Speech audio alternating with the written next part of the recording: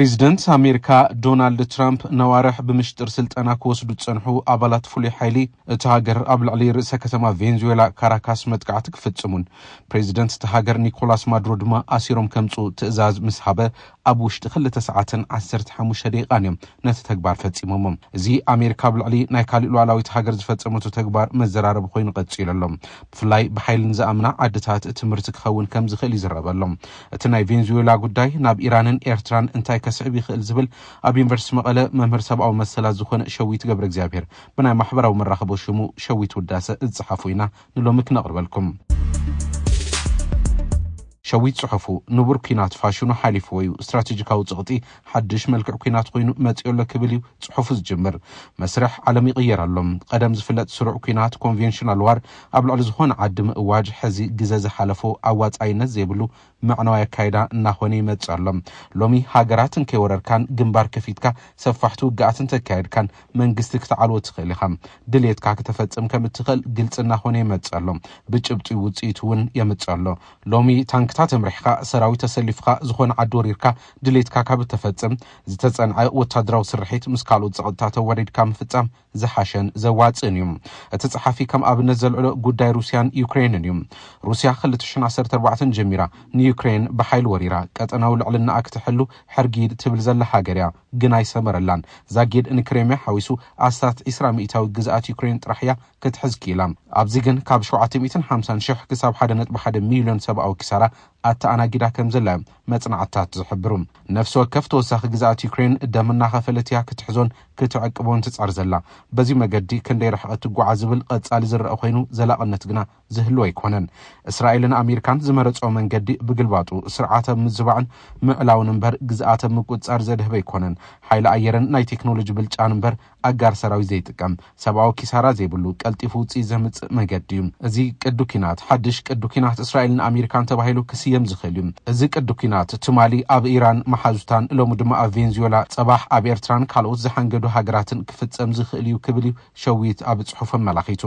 ስርዑ ኩናት ሕዚ ፋሽኑ ሓሊፉ ስትራቴጂካዊ ጽቕጢ ሓይሊ ሰሕበት ዘዛብዕ ምሩጻት ወታደራዊ ስርሒታት ሕቆ ዘጉብጥ ተደራራቢ ማዕቀብ ስልም ምባል ዝኸልእ ናይ ውክልና ኩናት ኣብ ማዕኸና ዜናን ኣካዳሚያዊ ዓለምን ልዕልና ተረኽ ምሓዝ ዝተመረጸ ቅቡልነትን እዚኦም ኩሎም ኣጃሚልካ ምትግባር ካብ ኩናትን ላዕሊ ዘዋጹን ውጽኢት ዘምጹን መስራሓት ኮይኖም ይረኣየሎም። እዚ ነቶም ንቡራትን ሰረዝ ዝሓዙ ዝመስሉ ዓለም ለኻዊ ሕግታት ትካላትን መስራሓትን ንጎኒ ገዲፉ ንድሌት ዝተወሰነ ሓያላት ሃገራት ብቐንዱ ንኣሜሪካ ዝግበር ዘሎ ፍጻሚ ምዃኑ ግህድ እዩ።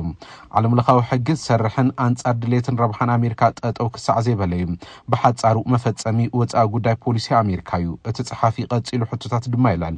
እዚ ህሉ መስርሕ ዓለምና ካብ ብዙሓት ሓያላት ዝናሓናሓሉ ሜዳ መልቲፖላር ሲስተም ናብ ሓደ ኣርሓ ሓይሊ ዝብሕቶ መድረኽ ዩኒፖላር ሲስተም ይሰጋገር ናይ ምህላው ምልክት ተገይሩ ዶ ክውሰድ ይኽእል ይኸውን። እዚ እንታይ ማለት እዩ? ኣሜሪካ ትድይብ ድያ ዘላ ትወርድ ትግውድ ድያ ዘላ ውድቀታት ተፋጥን እውን ካልእ ዛዕባ እዩ። ኮይኑ ግና ምስ ናይ ኣሜሪካ ናይ ቁጠባን ድሕነትን ስርዓት ተሳኒኻ እንተዘይኸይድኻ ኣንጻር ብሄራዊ ረብሓን ልዕልና አንጠጠው እንተይልካ ኣብ ቅድሚኣን ተጸኒሕኻ ከም መሰረታዊ ዓለማዊ ጸገም ኢኻ ትርአ ትእለውን ካብ መገዲ እውን ትጽፋ። ምክንያቱ ሕዚ ዓለም ኣሜሪካ ዓለም እያ።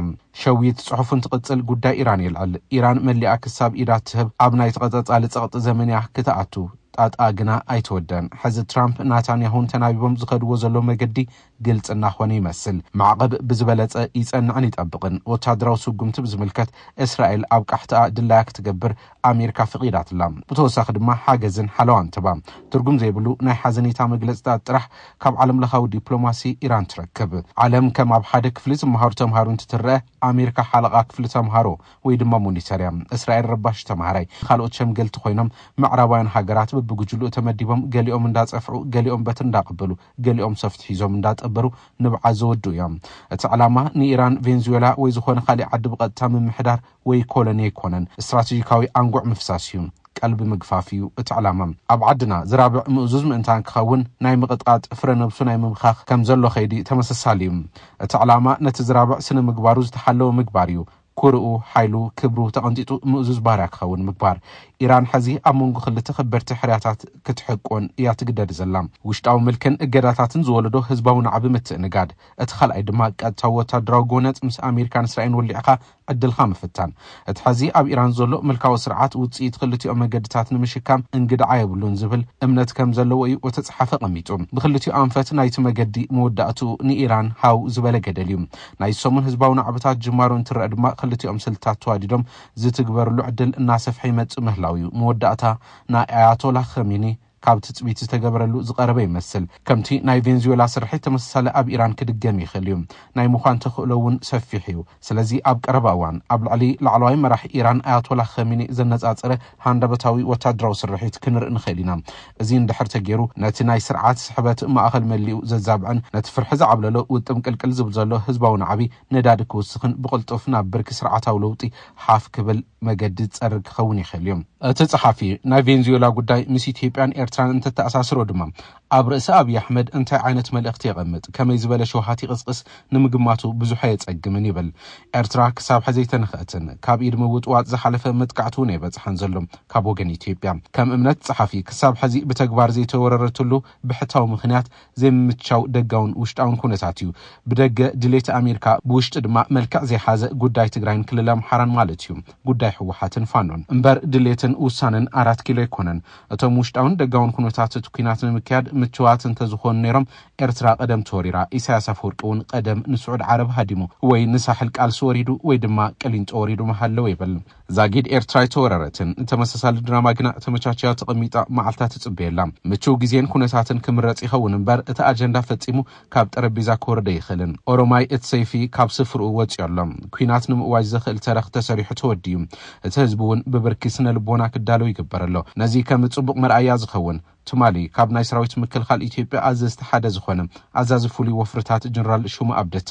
ኣብ ምረቓ ሰልጠንቲ ሰራዊት ግዛእቲ ኤርትራ ዘካተተ ካርታ ኢትዮጵያ ሒዙ ናብ መድረኽ ቅልቅል ምባሉ እዩ እዚ ኤርትራ ናይ ምግባጥ ድሌት 4 ኪሎ ዝበጽሐሉ ብርኪ ብቕሉዕ ዘርኢ እዩ ኣብዚ ናይቲ ምሁር ሓሳብ ጸኒሕና ክንምለሶ ኢና ኣብ ብላቴ ትማሊ ኣብ ዝነበረ መርሃ ግብሪ ክልተ ላዕለዎት ወታደራዊ ኣዘዝቲ ኢትዮጵያ ዝተቐባበልዎ ሽልማት ብዙሕ ግዛእታት ኤርትራ ናብ ኢትዮጵያ ሓዊሱ ዘርኢ ካርታ መዘራረብ ኮይኑ እዩ ኣብ ቤት ጽሕፈት ህወሓት ሓላፊ ጉዳያት ዲያስፖራ አባዲ ገብረስላሴ ኣብ ማሕበራዊ መራኸቢ ኣብ ዝሃቡ ምላሽ ጀነራላት ኢትዮጵያ ካርታ ኤርትራ ናብ ኢትዮጵያ ሓዊሱ ዘርኢ ካርታ ይሸላለም ኣለው ነዚ ቁኑዕ መልሲ መርዓሲ ቀረኸንዋ ዓዲ ክንኽራማ ዝብል ምላሽ ወለዲ እዩ ምባል ንመንግስቲ ኢትዮጵያ ዝቃወም ንኤርትራ ድማ ዝወገነ ዝመስል ቅዋሙ አርኢሎም ኣብ መንጎ ህወሓትን መንግስቲ ኤርትራን ጽምዶ ብዝብል ሽም ምሕዝነት ምህላው አንጻር ስርዓት መንግስቲ ብልጽግና ዘቕናዕ ከም ዝኾነ ብዙሓት ዝዛረብሉ እዩ ናብ ናይ ሸዊት ጽሑፍ ክንምለስ ንኤርትራ ብሓይሊ ናይ ምጥቕላል ሸውሃት ብሚስጥር ብሕሹኽሹኽታ ገለታት ዘይኮነስ ብዕሊ በብመድረኹ ዓዊልካ ዝውጋዕ ናይ ኣደባባይ ኣዋጅ